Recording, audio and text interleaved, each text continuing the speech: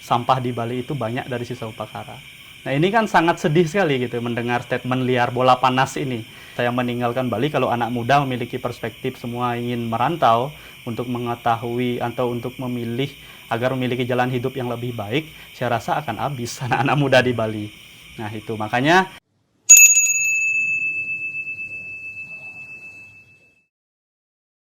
Om Swastiastu, salam rahayu pemirsa Hindu Channel. Suasananya malam hari, suara katak, kodok, terus suara jangkrik. Yang penting jangan ada suara ayam. Kalau sudah suara ayam pasti subuh kita hari ini tag-nya kan. Nah hari ini kita tetap di seputaran Bali karena ada hal yang menarik dari narasumber kita hari ini.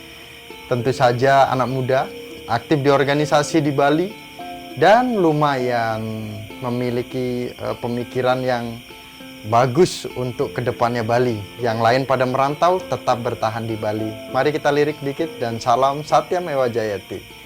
Bli, sehat?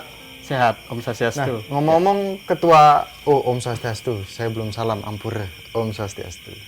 Nah, ketua PC KMHDI Denpasar. Ya betul. Kemarin udah nonton Hindu Channel, kita wawancara ketua, sekjen. Ya, Presidium 2 Jalan Bendum ya. Mbok Depi. Mbok Depi. Ini Astenggara kita bisa ketemu Pak Ketua di Denpasar. Ini namanya, kalau nama panggungnya Guswah. Guswah. Ya. Nah, diskusi kita kali ini manggilnya Bli apa Guswah saja? Biar asik Guswah aja. Guswah. Nah, nama aslinya siapa, Bli? Nama asli saya I Gusti Putu Putra Mahardika. I Gusti Putu. Putra Mahardika. Apa hubungannya dengan Guswah? Guswah itu nama kecil. Nama ketika saya kecil sering dipanggil Gus, sering aja yang manggil Wah. Jadi Guswah, keterusan. Itu orang tua atau teman-teman? Itu teman-teman, orang tua juga, keluarga, kerabat semua. Ya. Nah, Bli, ini menarik. Banyak sekali yang merantau di luar Bali. Ya. Karena kalau untuk melihat Bali itu katanya harus dari luar. Tapi kita mau tahu dulu, Bli sebagai pemuda yang aktif di Bali, gimana rasanya di Bali? Ya, apa yang Bli sudah lakukan di Bali dan apa yang Bli lihat di Bali seperti itu? Ya. Oke, Miko, saya panggil Miko aja ya. Boleh, Ya, sorry, Miko. Jadi gini, Bali itu sebenarnya kalau saya sendiri yang memang lahir dari Bali, besar di Bali, tentu ketika kita di Bali sebagai mayoritas Hindu akan merasakan sebuah hal yang begitu nyaman. Karena kita di Bali itu merasa mayoritas. Berbeda dengan teman-teman yang mungkin merantau di luar Bali, yang dimana mungkin spiritnya itu atau semangatnya itu rasanya kan berbeda. Tentu ketika saya besar dan lahir di Bali, rasa nyaman ketika menjalankan sebuah aktivitas keumatan itu akan sangat nyaman. Tidak ada sebuah intervensi dari siapa, karena dari lahir ketika kita besar itu tuntunan-tuntunan dalam menjalankan sebuah kegiatan keumatan kan ada orang tua yang menuntun. Di Bali itu sangat kental. Nah, satu sisi di Bali begitu dengan tradisi budayanya yang sangat kental, tentu kita sebagai anak-anak muda harus sadar akan hal ini. Jadi kita sebagai anak muda sedikit tidaknya untuk bisa mengenali apa yang menjadi budaya kita di Bali, tradisi kita di Bali, terus juga bagaimana dresa-dresa keumatan kita di Bali. Jadi dengan begitu, dengan kita mengenal ya terlebih dahulu, ketika mengenal kita akan mempunyai rasa memiliki. Ketika rasa memiliki ini sudah besar, tentu akan timbul semangat untuk kita berjuang dalam mempertahankan itu. Ya, entah itu dari segi kebudayaannya, dari segi sastranya, adat, tradisi dan budaya dan agamanya sendiri. Ya, tentu hal ini akan menjadi sebuah motivasi besar yang lahir dari dalam diri, terutamanya anak-anak muda ketika sudah menyadari itu akan timbul rasa untuk fight agar tetap tinggal dan tetap berada di Bali untuk menguli, untuk mempelajari budaya apapun itu yang ada di Bali. Nah, sehingga kalau kita kesehariannya di Bali, tentu Bali itu sangat beragam dan unik menurut saya. Pertama kita bisa melihat dari segi toleransinya. Di Bali itu sangat-sangat tinggi toleransi antar umat beragama khususnya di Bali. Ya di Bali hampir saya tidak pernah temui sebuah keributan-keributan yang krusial soal urusan keagamaan. Nah itu di Bali itu kita sangat rukun, sangat damai. Ya misalkan tadi kan Mas Biko dari Jakarta nih. Ya ketika datang ke Bali itu gimana sih rasanya? Ya pasti merasakan sebuah suasana yang begitu nyaman. Karena di Bali sendiri proses-proses menjalankan sebuah kewajiban itu syarat akan nilai-nilai keagamaan seperti dengan menerapkan nilai-nilai Trihita Karana kita. Ya, Trihita Karana dari kita lahir pun sampai tumbuh berkembang hingga dewasa, konsep-konsep seperti itu selalu diturunkan dan diajarkan kepada kita. Dimulai dari hal-hal yang terkecil. Ya, contohnya ketika hubungan kita dengan manusia, tentu ketika kita mulai proses tumbuh, belajar dan berkembang, itu selalu diajarkan sopan santun, tata krama, terutamanya untuk orang tua kita di rumah kan. Nah, terus begitu nilai toleransi yang tadi saya katakan terkait dengan hubungan manusia sesama manusia. Begitu juga hubungan dengan alam. Dengan alam. Ya, dengan alam apalagi. Di Bali sebagai salah satu destinasi wisata terbaik dunia, yang dimana dilihat itu adalah keindahan alamnya. Ya, jadi saya sendiri merasakan keindahan itu lahir bukan dari seberapa bagus alamnya, tapi roh daripada alam itu. Kalau kita orang Hindu kan mengenal istilah taksu. Taksu itu lahir dari alam itu sendiri. Karena apa? Karena inilah satu bentuk implementasi kita yang selalu mengembalikan bersyukur kepada alam dengan menerapkan sebuah konsep Trihita Karana itu sendiri. Ya, jadi nggak heran mungkin Beli atau Mas Niko lah bisa merasakan itu sendiri. Begitu masuk Bali beda situasinya, mungkin merasa nyaman, tenang, damai. Itu yang saya juga sendiri rasakan hal itu. Dan begitu juga hubungan kita dengan Tuhan. Itu apalagi setiap hari. Ya, hampir setiap hari. Setiap hari, setiap waktu. Betul. Ya. Nah, Beli, ini kan yang menjadikan pertanyaan yang bukan, kalau dibilang keresahan, siapa sih yang nggak resah dengan irinya, bahasanya itu irilah kita melihat Bali kok bisa bertahan segitu hebatnya dari segi pariwisatanya dan lain sebagainya. Cuman kan yang menjadi pertanyaan mendasar adalah ini nih, lu itu anak muda lo gitu. Kenapa lu itu malah bertahan, kan gitu bahasanya. Kenapa kamu bertahan di Bali gitu kan? Kalau kamu mau bertahan di Bali aja, kamu nggak akan mendapatkan pengalaman yang luar biasa untuk merubah dirimu kan gitu sih. Nah, untuk menanggapi statement seperti itu gimana? Gitu kan? Ya, ini mungkin kerap kali ya menjadi sebuah pertanyaan di luar sana. Itu kenapa sih kalau orang itu tinggal di satu daerah itu saja, itu tidak akan berkembang tanpa pernah mungkin merantau ke tempat lain. Jadi kalau dari perspektif saya, ya kembali lagi apa yang saya sampaikan di awal tadi. Kenapa saya sampai hari ini tidak memilih untuk tinggal di luar daerah ya? Karena satu, rasa memiliki itu. Nah, dari rasa memiliki itu tadi muncullah rasa ingin untuk mempertahankan sesuatu. Karena logikanya seperti ini, ketika misalkan semua anak muda Bali memiliki sebuah keinginan untuk merantau gitu ya. Walaupun kalau kita melihat hari ini banyak anak-anak muda Bali yang merantau, entah itu tidak hanya di luar pulau, ada di ada di Jakarta, ada di luar negeri juga untuk bekerja kan. Tapi dari mereka yang merantau mencari pekerjaan di luar negeri, mereka akan balik lagi ke Bali. Ya, itu menurut saya suatu hal yang dimana timbul dari rasa memiliki itu. Mereka tidak akan ibaratnya itu tidak akan meninggalkan di mana mereka lahir. Saya meyakini itu. Ya, jadi logikanya kalau saya meninggalkan Bali, kalau anak muda memiliki perspektif semua ingin merantau untuk mengetahui atau untuk memilih agar memiliki jalan hidup yang lebih baik, saya rasa akan habis anak-anak muda di Bali. Nah itu makanya kalau kita melihat secara kecukupan, misalkan kalau kita mencari sebuah apa ya, ibaratnya pekerjaan di Bali itu sebenarnya sudah cukup. Sudah cukup dengan bagaimana kita bisa memiliki rasa syukur di dalamnya.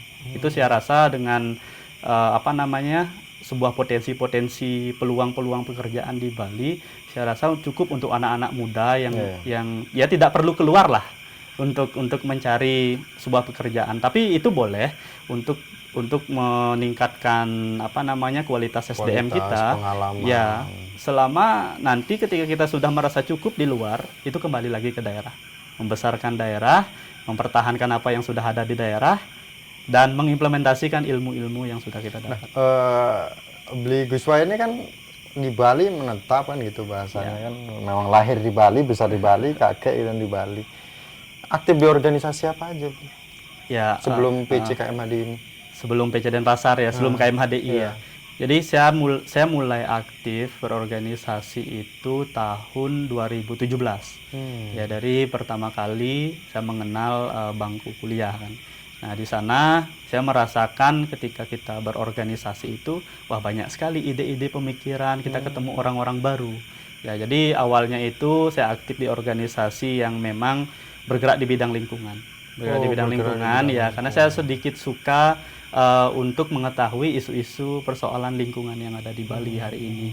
Dan maka dari itu, kok enak rasanya ketika kita bersosialisasi, itu berorganisasi. Dan perjalanan dimulai dari 2017, saya masuk bertemu dengan orang-orang baru, otomatis jaringan kita lebih luas.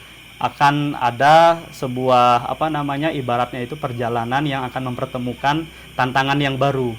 Nah, ketemulah akhirnya dengan teman yang memang mengajak saya untuk ber-KMHDI. Ketika sudah ber-KMHDI, lebih apa namanya, gaungnya lebih besar karena KMHDI ini satu-satunya organisasi kemahasiswaan Hindu yang berskala nasional. Jadi kita bukan hanya bertemu teman-teman Hindu yang ada di Bali, melainkan teman-teman Hindu di seluruh Indonesia. Nah, ini membuat apa namanya, pengetahuan saya terhadap keberadaan teman-teman Hindu yang lain, terutama tidak hanya di Bali saja. Nah, pada akhirnya tumbuhlah rasa kecintaan terhadap organisasi yang itu mendorong saya untuk apa namanya, untuk meneruskan estafet kepengurusan. Jadi ada rasa memiliki kembali di sana. Itu dia.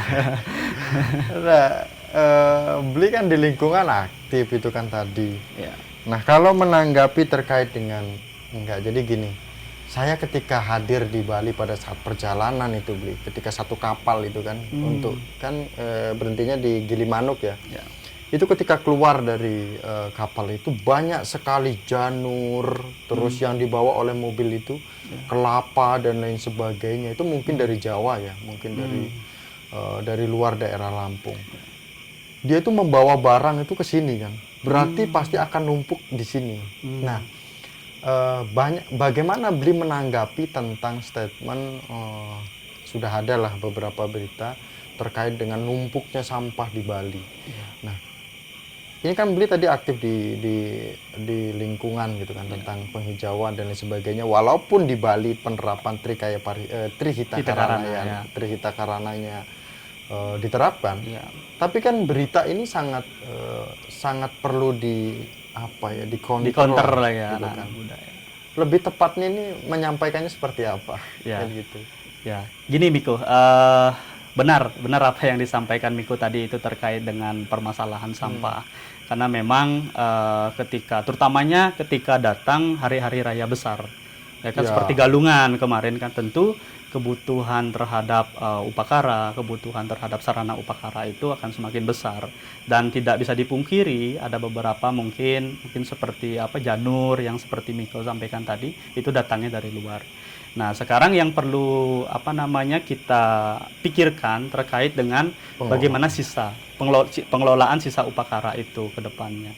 Ya, kalau kita berbicara soal sampah kan terlalu ibaratnya terlalu agak kotor sekali ya. Kita sampaikanlah sisa upakara.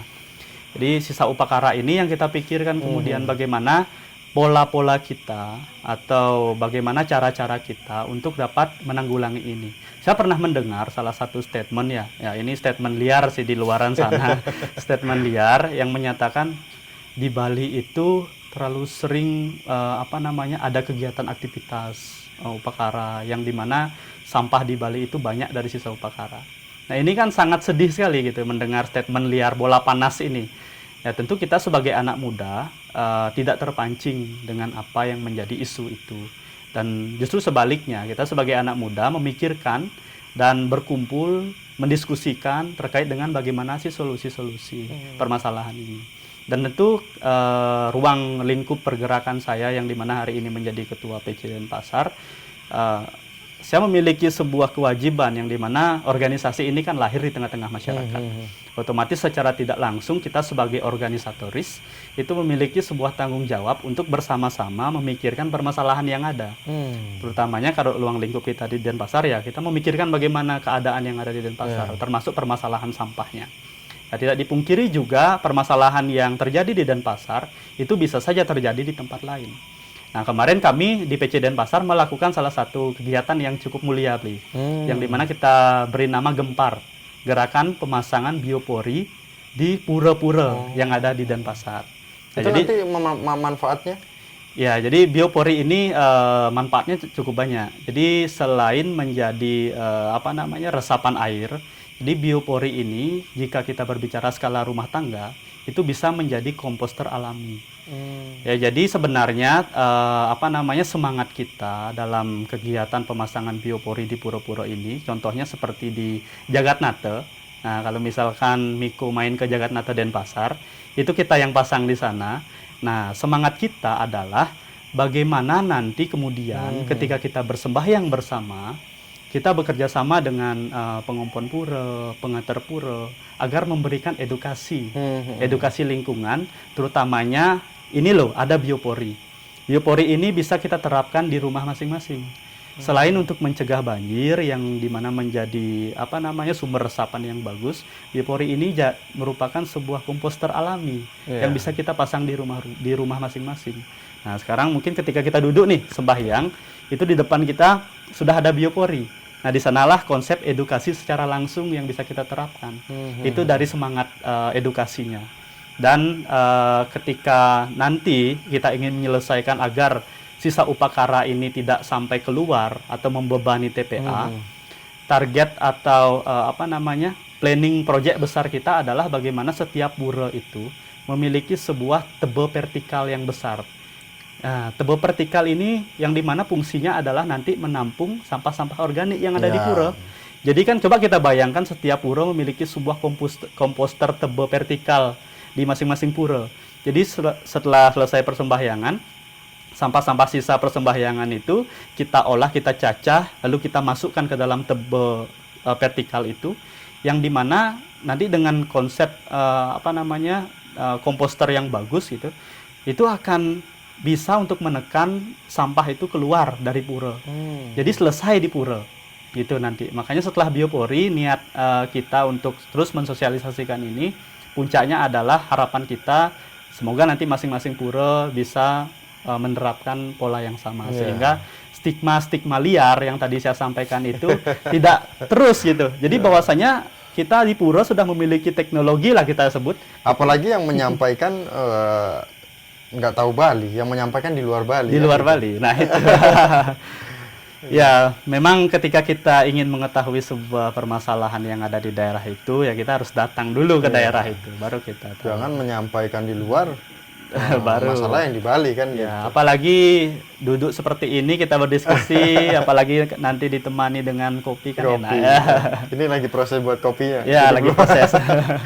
Nah, tadi berbicara anak muda, kalau PCKM HDI Denpasar itu kan pasti kan bisa dihitung lah, Bli. Ya.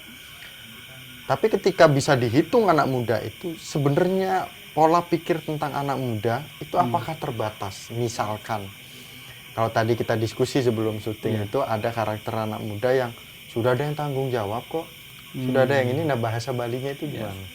Ya, benar Mas Miko ya. Jadi ibaratnya bukan saya merasa bahwa diri saya yang terbaik ya. Jadi ini merupakan sebuah, kita bilang, kebiasaan yang akhir-akhir ini kerap kali saya temui. Ketika saya berkunjung ke suatu daerah, kerap kali bahasa-bahasa seperti itu yang Miko sampaikan itu saya temui itu tentang ketika kita ingin mengajak untuk melakukan sebuah kebaikan, pasti ada selentingan-selentingan depan sebuah ada yang ngurusan. Sudah ada yang ngurusin gitu. Koh ngomong, nah segala macam. Koh ngomong itu nggak mau speak up, menyampaikan sebuah permasalahan-permasalahan yang ada. Nah ini yang kemudian menjadi sebuah apa ya? Kita takut ke depan seandainya kalau anak-anak muda Bali di Bali khususnya ya memiliki sebuah pemikiran seperti itu, kan nanti bagaimana ke depannya. Nah inilah pentingnya untuk kita sama-sama lah saling mengingatkan satu sama lain. Untuk teman-teman mengetahui sedikit tidaknya permasalahan-permasalahan yang ada sehingga kita sama-sama memikirkan. Dari memikirkan kita bisa berbuat untuk memberikan solusi solusi permasalahan yang ada di Bali. Tantangannya apa, Bli? Tantangannya kompleks. Tantangannya apa ya, cukup kompleks tantangan di Bali kalau kita terlalu apa ya strike gitu, terlalu menjustifikasi, pasti akan ada kamu kayak merasa paling pinter gitu, kamu kayak merasa paling baik segala macam, dan itu pasti akan kita temui. Dan pola-pola apa namanya perlu kita mencarikan sebuah pola-pola bagaimana pola pendekatan yang baik untuk kita sama-sama agar minimal menyatukan sebuah frekuensi dulu terkait dengan permasalahan yang ada. Ketika frekuensi kita sudah sama, saya yakin misalkan kalau saya memiliki kekuatan 1 itu masalah yang volumenya 1000 itu bisa kita atasi bersama secara kolektif gitu. Keyakinan Bli bisa bertahan di Bali gitu, maksudnya tidak merantau, seberapa kuat Bli? Dan mungkin ini kan menjadi motivasi teman-teman Hindu Channel yang juga menyaksikan kan gitu kan. Karena tadi di awal sudah menyampaikan ya boleh, nggak masalah ada yang merantau di sana. Yang penting jangan merantau semua. Kalau semua merantau masih memikirkan Bali sih oke. Kalau tidak memikirkan Bali sama saja habis yang di Bali kan gitu. Ya, betul. Apa yang membuat yakin Bli untuk kedepannya bisa lebih aktif lagi, tidak hanya di organisasi PCKM HDI Denpasar saja kan gitu. Ya. Kalau dari keyakinan sangat-sangat yakin. Jadi kalau saya hitung mungkin sampai habisnya angka 9, angka 0 itu tidak akan terhitung ya. Jadi saya sangat yakin. Kenapa? Karena itu satu, dari rasa memiliki, dari rasa apa namanya pengetahuan kita akan bagaimana adiluhurnya Bali, bagaimana kondisinya Bali. Begitu besar rasa kita untuk terus mencintai, terus melanjutkan dan melindungi DNA yang ada di Bali hari ini.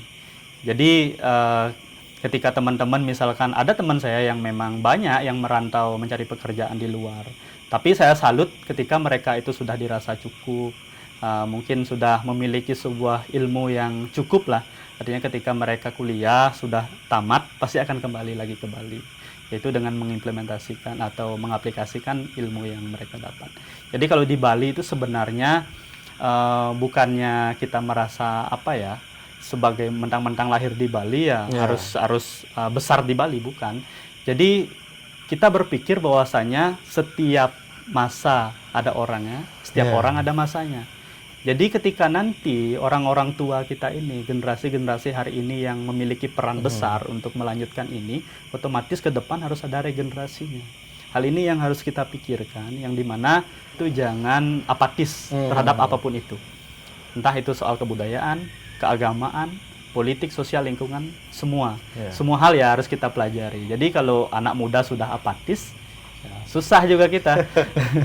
Inilah kalau ngobrol sama pemuda yang aktif di organisasi, memahami lingkungan yang ada di sekitar itu. Walaupun tadi dianggap beberapa walaupun kita sebagai anak muda juga ingin berperan kan seperti itu. Betul. Tapi anggapan-anggapan yang lah kamu sok tahu, lah kamu sok ini, itu mah sebagai tantangan anak muda juga gitu kan. Nah mungkin ini terakhir Bli pertanyaan.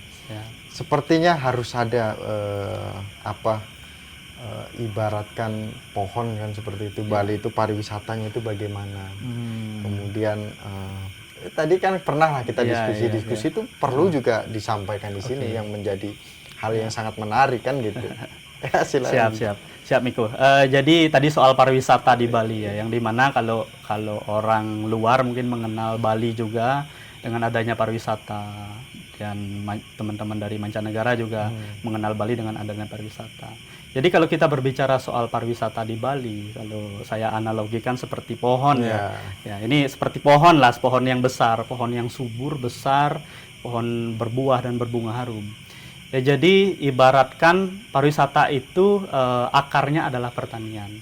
Jadi kalau kita analogikan seperti pohon, akar dari pariwisata itu adalah pertanian, lingkungan. Lingkungan, entah itu lingkungan alamnya, lingkungan sosialnya.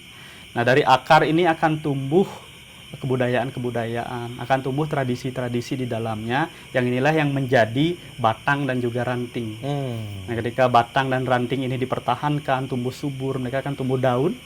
Ya, dari daun pohon yang sudah subur dengan adat tradisinya dijaga, lingkungannya dijaga, hubungan dengan manusianya dijaga, ini akan berbuah manis dan juga berbunga harum. Buah dan juga bunganya inilah kita nikmati. Contohnya pariwisata hari ini.